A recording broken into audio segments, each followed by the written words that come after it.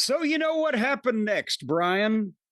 We were treated to the returning tag team of Dino and Jungle Jack. And they wrestled, I don't know and I don't care. Did you get any names from these people?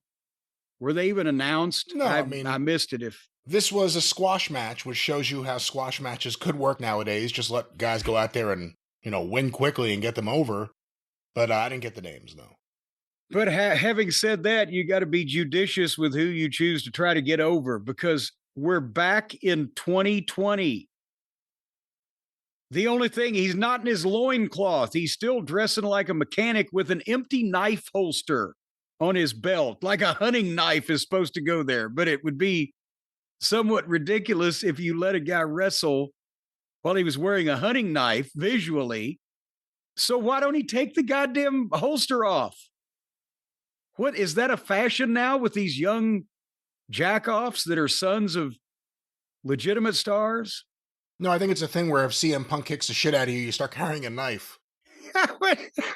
I'm not going to let this happen again. Come get me now, Punk. Either that or they're building up to a celebrity crossover with Mark Sanchez. All right, well, maybe it was that knife. He had an empty knife thing. Maybe it was that knife. It's been taken for evidence.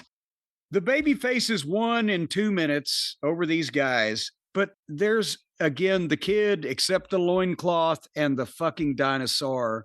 It's 5 years ago. It was underneath then. The people like hearing the Baltimora so they can go, whatever, but seriously.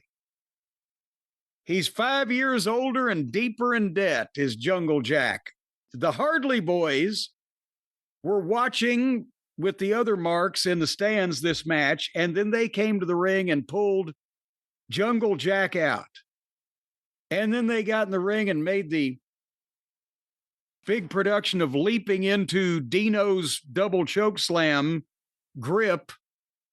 But then they double ball kicked him and gave him the shitty knee lift. Now they've got the giant lizard selling that shitty little double knee lift that they do that has never looked good, and there's not even any way to take a bump off of it. It's just bleh.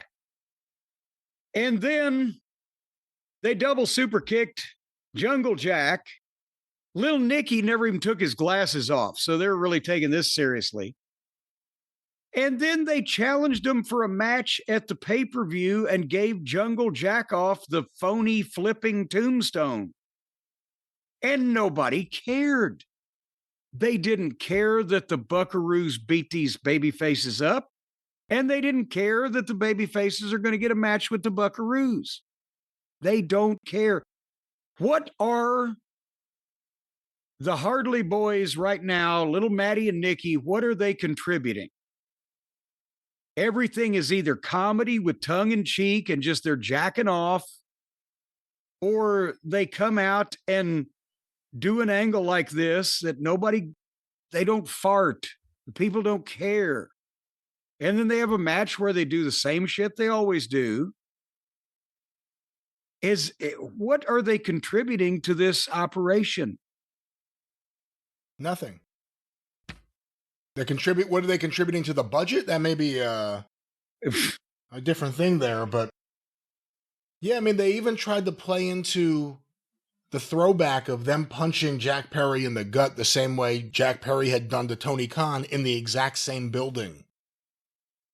Why would you want to remind anyone of that? Why would you want to remind anyone of the angle that went nowhere, that everyone said was a joke, that AEW fans said, no, sit back, watch this, and then it went nowhere and it was a complete joke? But that's what they did. Let Jurassic Express and Young Bucks work together. I think it should be, best of 9. Just let them work together for the next year and build up the rest of the show, not having to deal with the Bucks crowd.